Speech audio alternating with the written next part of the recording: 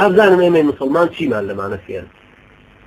تۆ کە سەیری خۆ دەکەیت تۆ سەیری ئەمەکەی واجبە برانی بەڕێزم تۆ شایەتمانەتی هێناوە چیتە دایرەی ئەم ئیسلامەوە چی زێر بووی پێش هەموو شتێک جارە ئەبێ تۆ 5 ڕوکنەکەی ئیسلام بزانی لا إله إلا الله محمد رسول الله نوێژکردن زەکاتدان ڕۆژی ڕەمەزان حەج بۆ هەر کەسێک کە بتوانێت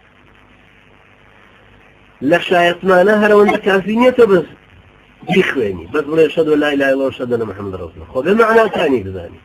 خۆ بێ مەرجی ڕاستیەکەی بزانی هیچ لەوانە علمە خوای گەورە لە سوورەی محەممەدا فەرمێ فاعلم أنه لا إله إلا الله بزانە کە هیچ خوایەک نییە شانی پەرستن بێ جگە لە الله ئەبێت تۆ لانی کەم بزانی نەفی ئالیهە و ئەنداد و تەواغیت و ئەربابت کردو بە لا إله إلا الله کە لەم عەقیدەیە چی لێ تێ ئەگەیت خۆ تۆ ئەبێ بزانی ئەم لا إله إلا الله متەناقضاتەکەی چییە چی هەڵیەوەشێنێتەوە ئێمە نادی کەم لە دەرسی شایەتمانە لە مەعهەدەکە 20 نقطە خوێنی لەوەی کە هەڵوەشێنەرەوەی شایەتمانەکەیە خۆ تۆ لانی کەمە بێ ئەم 20 نقطەیە بزانی هەروەها ئەبێ بزانی سنوورەکانی کوفر و ئیمان چی ئەبێ بزانی نەفی چیەکەیت کە تۆڵی لا ئیلاهە ئەنجا ئیلا الله ئیسپاتی چی ترەکەیت بۆ خوای پەروەردگار یان شاهدی دانەکەت بۆی کە محەممەد رسول الله شاهدی چیە دیتەوە تەصدیقی چه خەبەرێک بگەی لە پێغەمبەر صلی الله عليه وسلم مگر خوای گەورە نافەرمێ قل إن كنتم تحبون الله فاتبعوني يحببكم الله ويغفر لكم باشە کە خوای گەورە سەبەبێک بۆی کە ئێمە لێمان خۆش ببێ ئەوەیە کە شوێن محەممەد المستەفا بکەین عليه الصلاة والسلام ئایا چۆن شوێنی کەوتو ئایا ئێمە ئەزانین شوێن کەوتنەکە چییە یەقینمان لەسەرم شوێن کەوتنەی هەیە قبولمان کردووە محەبەتمان بۆ دەربڕیوە ئەمانە هەمووی ضرورین زانی بەڕێزم زانینی مانای شایەتمانەکە تۆ لە چۆ ئەزانی ئێمە یەکێک لەو کتێبانە لەو 35 کتێبەی کە ضروریە بەناو هەموومانە بڵاو بێتەوە یەکێک لەو کتێبانە ناوی شایەتمانە 100 قسوور لاپەڕەیە 200 قسوور لاپەڕێ هەمووی لەسەر ئەوەیە کە ئەم شایەتمانە چیە گرێت بۆیە ئێمە لێرە کە ئەمانە گۆڕانکاریەکە دروست بکەین ئەمانە هەر یەکێک لەو خاڵانەی گۆڕانکاریەکەی پێکرێت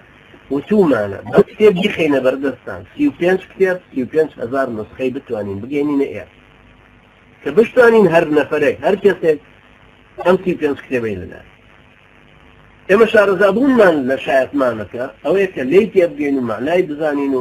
ئەنجا چونکە مەرجەکانی دینداری مەرجەکانی ئیسلامەتی بریتە لە مەرجی ڕاستێتی شایەتمان هێنانەکە وە شارەزابوون لە تەوحید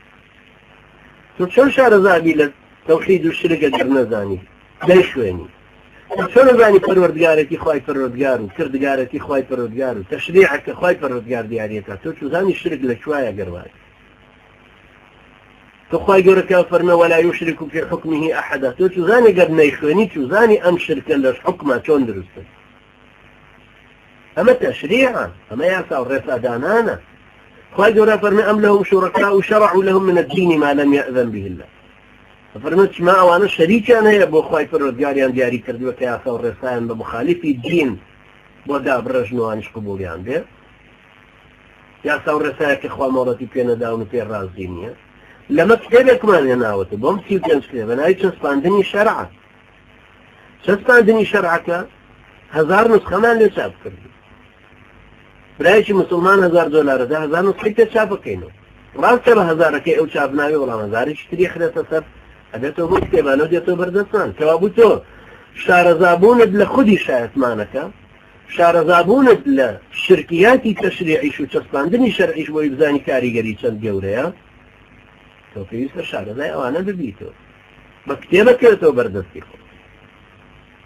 هەروەها شرکی داوەری بردنە لای غەیری شریعەتی خوای پەروەردگار ئەو خەڵکیە سە لە کوردستانە نابێ بۆی ڕوون بکرێتەوە بڕین ئەمە شرکێتەوە بزانی مجرد شکاتێکت هەیە لە دراوسێکە یا لە ژنەمێردێک شکاتیان لە یەکتریە یەکسەر ڕاکەن بۆ دادگا